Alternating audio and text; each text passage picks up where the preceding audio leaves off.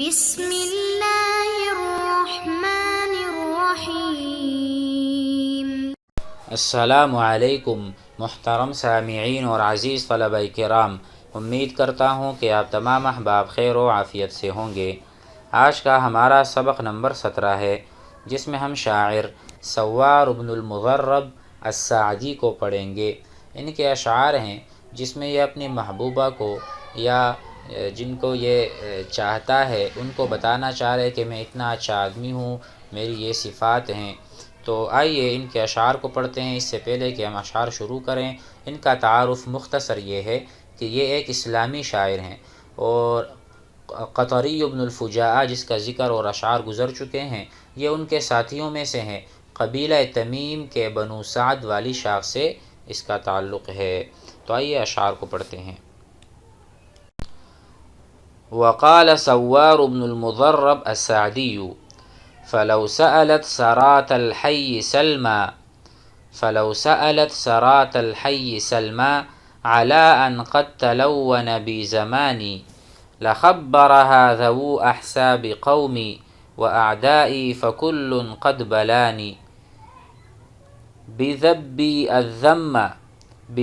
الذم عن حسبي بمالي وذبونات أشوس تيحاني وأني لا أزال أخا حروب إذا لم أجن كنت مجن جاني۔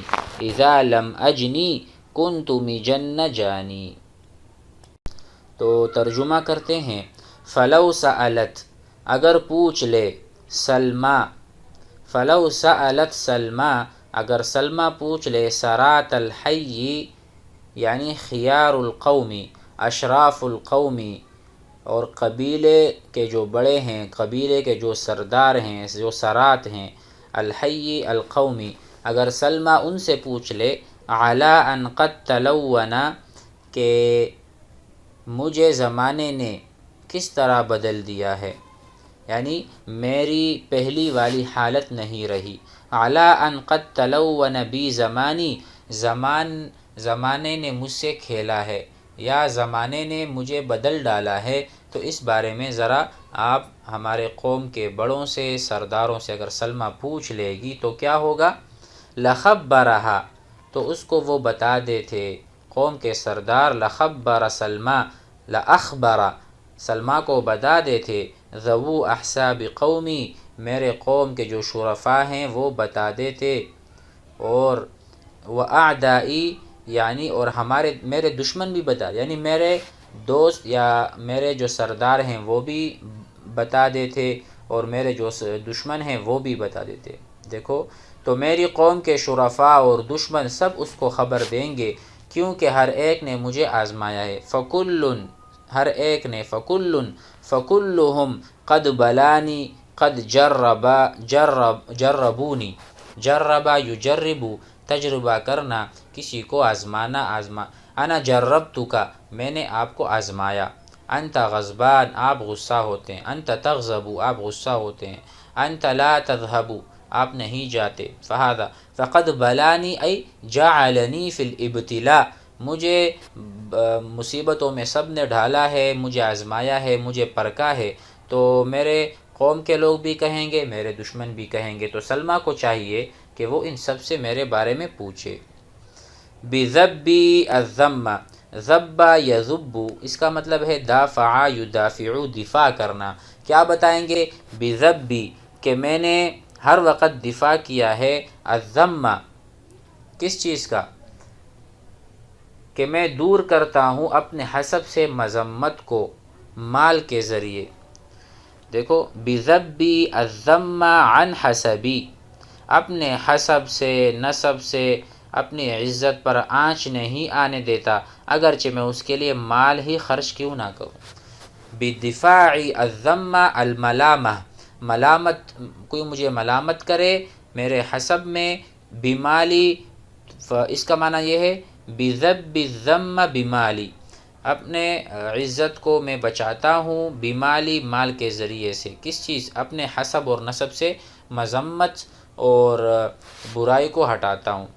وَزَبُّونَاتِ أَشْوَسَ تَيَّحَانِ، اس کا ترجمہ ہے اور متکبر ہوشیار آدمی کی مدافعتوں اور حملوں کے ذریعے، وزبوناتی، ٹھیک ہے، زبونات، زبون کا ترجمہ یہاں پر ہے کہ مدافعت کرنے والا اور حملہ مراد ہے، یعنی وہجمات، ایسے ہجوم، ایسے حملے میں کرتا ہوں، وزبونات کرتا ہوں، یعنی میں ایسے حملے کرتا ہوں، مقابلے کرتا ہوں، اشوسا، اشوس یعنی ترچی نظر سے دیکھنے والا، ایسے حملے کہ جو ترچی نظر سے دیکھنے والے ہوتے ہیں، تیہانی، ہوشیار آدمی، مقدر یعنی میں اپنے حسب کو بچائے رکھتا ہوں، مال کے ذریعے سے بھی اور اپنے حملوں کے ذریعے سے بھی، جنگوں میں کوئی بھی مجھے برا کہے تو میں لڑنے لگ جاتا ہوں۔ تو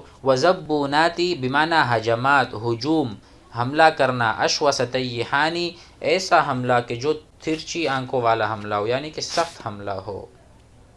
وَأَنِّي لَا أَزَالُ، اور یہ کہ میں ہمیشہ، اخا حروب، بائی ہوں جھگڑوں کا، بائی ہوں جنگوں کا، میں ساتھ رہتا ہوں جنگوں کے، میں جنگوں سے دور نہیں بھاگتا۔ وَأَنِّي لَا أَزَالُ أَخَا حُرُوبٍ، اور یہ کہ میں ہمیشہ جنگجو رہا ہوں، اِذَا لَمْ أَجْنِ، جب میں خود کوئی جنایت نہیں کرتا، جب میں خود کوئی ظلم نہیں کرتا، جب میں اپنی طرف سے کسی کو قتل نہیں کرتا، کنتو، تو میں ہوتا ہوں، تو جنایت کرنے والے کے لیے ڈھال اور پشت بن جاتا ہوں۔ دیکھو نا، اذا لم اجنی، اگر میں نے کسی کو نہیں مارا ہوتا، میں نے میرا پہلا وار نہیں ہوتا، تو ایسے لوگوں کے ساتھ میں مدد کرتا ہوں، ان کے لیے میں ڈھال بن جاتا ہوں۔ یا تو میں خود سے جھگڑا شروع کرتا ہوں، لیکن اگر میں نے جھگڑا نہیں شروع کیا تو میں اپنے قوم کے لوگوں کے ساتھ بمنزل ڈھال کے ہوتا ہوں، کہ میں ان کی حفاظت کرتا ہوں اپنے جسم کے ذریعے، اپنے تلوار کے ذریعے سے۔ تو کہتے ہیں اذا لم اجنی اذا لم اظلم کنتو، تو میں ہوتا ہوں، بنا رہتا ہوں، مجن جانی، اے ڈھال جانی، جانی کہتے ہیں ظالم کو، جس طرح کا نا اجنی، لم اجنی اے لم اکن جانین، اگر میں جانی نہیں ہوں تو میں جانی کا ڈھال ہوں، جانی کہتے ہیں ظالم کو عربی میں، جنا یجنی۔ فہمنا؟ آئیے آگے والے اشعار بھی پڑھ دیتے ہیں۔ وقال بعض بنی تیم اللہ بن ثعلبہ وَلَقَدْ شَهِدْتُ الْخَيْلَ يَوْمَ قِرَادِهَا فَطَعَنْتُ تَحْتَ كِنَانَةِ الْمُتَمَطِّرِ وَنُطَاعِنُ الْأَبْطَالَ عَنْ أَبْنَائِنَا وَعَلَى بَصَائِرِنَا وَإِن لَّمْ نُبْصِرِ وَلَقَدْ رَأَيْتُ الْخَيْلَ شُنَّ عَلَيْكُمْ شَوْلَ الْمَخَاضِ أَبَتْ عَلَى الْمُتَغَبِّرِ۔ ترجمہ کرتے ہیں، اس سے پہلے ہم تھوڑا سا تعارف کر دیں۔ یہ اشعار، یہ علقمہ بن شیبان کے اشعار ہیں، ٹھیک ہے۔ بعض بنی تیم اللہ بن ثعلبہ، یہ قوم ہے گویا کہ ان میں سے جو ہیں وہ ہیں علقمہ۔ تو علقمہ بن شیبان کے اشعار ہیں، شاعر کے قبیلہ تیم اور منذر، یعنی قبیلہ تیم اور قبیلہ منذر کے درمیان ایک لڑائی ہوئی تھی اوارہ نامی جگہ پر، اوارہ نامی مقام پر، پانی کے چشموں پر لڑائی ہوئی تیم اور منذر کے درمیان۔ تو دوران جنگ کیا ہوا کہ شاعر نے منذر کے بھائی متمطر کو منذر سمجھ کر، کیونکہ لڑائی تو تیم اور منذر کے درمیان تھی، لیکن تیم نے اور شاعر نے یہ سمجھا کہ بھائی میں منذر کو مار رہا ہوں، لیکن غلطی میں متمطر کون تھا؟ یہ منذر کا بھائی تھا، اس کو تیر مارا جو اس کی بغل میں لگا۔ تو اس واقعے کا بیان ہے ان تینوں اشعاروں میں۔ تو آئیے اسے پڑھ لیتے ہیں ترجمے کے ساتھ۔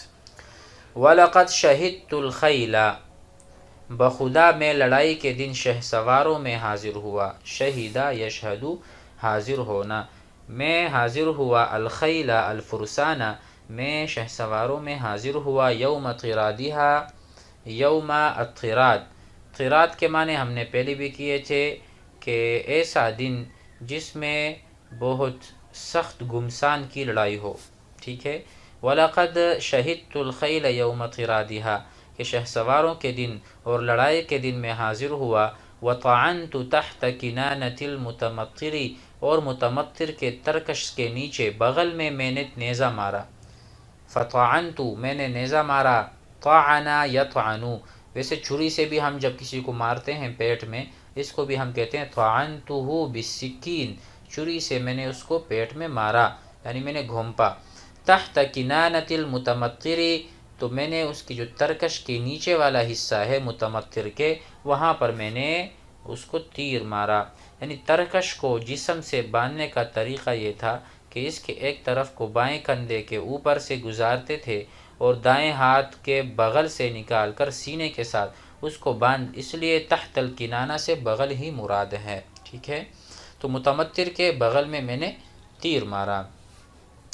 آگے کہتے ہیں وَنُطَاعِنُ الْأَبْطَالَ عَنْ أَبْنَائِنَا، اور ہم بہادروں کے ساتھ نیزہ بازی کرتے ہیں. طَاعَنَا يُطَاعِنُ، نیزہ بازی کرنا، عن الابطال بہادروں کے ساتھ، طعن کرنا، نطاعن باب مفاعلہ سے ہے، ہم آپس میں ہم بھی مارتے ہیں تو وہ بھی مارتے ہیں بہادر. عن ابنائنا، اپنے جو اولاد ہیں ان کی حفاظت کے لیے ہم یہ کرتے ہیں.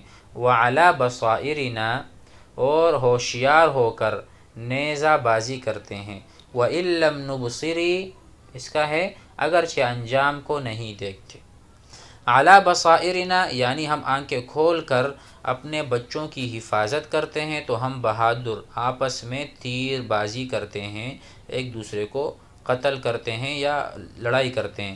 لیکن اس کے ساتھ ساتھ وَإِن لَّمْ نُبْصِرِ، اگرچہ ہمیں ماں باپ کا نتیجے کا پتہ نہیں ہوتا کہ اگر میں نے یہ کر دیا تو میرا کیا بنے گا، اس کو ہم نہیں دیکھتے، انجام کو نہیں دیکھتے. اس وقت ہمارے جو حواس ہیں وہ باختہ ہو جاتے ہیں، اگرچہ لڑتے کچھ اس قدر بے جگری سے ہیں کہ انجام کی پرواہ نہیں کرتے. آگے تیسرا وَلَقَدْ رَأَيْتُ الْخَيْلَ، اور میں نے گھوڑوں کو تمہاری طرف دم اٹھاتے دیکھا یا سر پٹ دوڑتے ہوئے دیکھا. وَلَقَدْ رَأَيْتُ الْخَيْلَ شُلْنَ عَلَيْكُمْ، شُلْنَ سر پٹ دوڑنا. شُلْنَ کے معنی ہم یہ بھی کر سکتے ہیں کہ بہت بلند ہوئے. گھوڑے جب دوڑتے ہیں اور اس کے ساتھ بلند ہوتے ہیں تو وہ تیزی کی علامت ہوتی ہے، گویا کہ وہ ہوا میں اڑ رہے ہیں.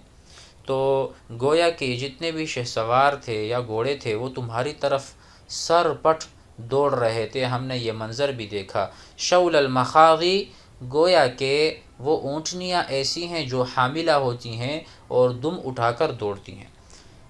شلنا علیکم شول المخاض، یہ تشبیہ ہے. شلنا علیکم تمہارے پر حملہ ور ہوئے، شول المخاضی ایسے اونٹنیوں کی طرح نظر آ رہے تھے یہ گھوڑے جیسا کہ حاملہ ہوں اور دم دبا کر بھاگ رہے ہوں. ابت علی المتغیری، اس کا ترجمہ کہ جب وہ باقی ماندہ دودھ دوہنے والے کو دودھ دینے سے انکار کریں. ابت انکارت، انکارت جب وہ انکار کرتی ہوئی آپ دیکھتے ہیں، جب وہ آپ ان میں سے تھوڑا سا دودھ لیتے ہیں نا اونٹنی سے تو تھوڑا دودھ بچ جاتا ہے اور وہ دودھ نہیں دیتی تو کیسی اس کی حالت ہوتی، ایسی حالت ان گھوڑوں کی بھی تھی. علی المتغبری، جو ان سے دودھ لینے والے ہوتے ہیں اور ان کو نہیں چھوڑتے اور بھاگ جاتے ہیں یا ان کو دودھ دینے پر راضی نہیں، تو ایسے وہ آپ کے اوپر دوڑ آئے تھے. تو یہ چند اشعار تھے، یہ اس کا بھی ہم نے ترجمہ کیا. امید ہے کہ آپ احباب کو سمجھ آ گیا ہوگا. السلام علیکم.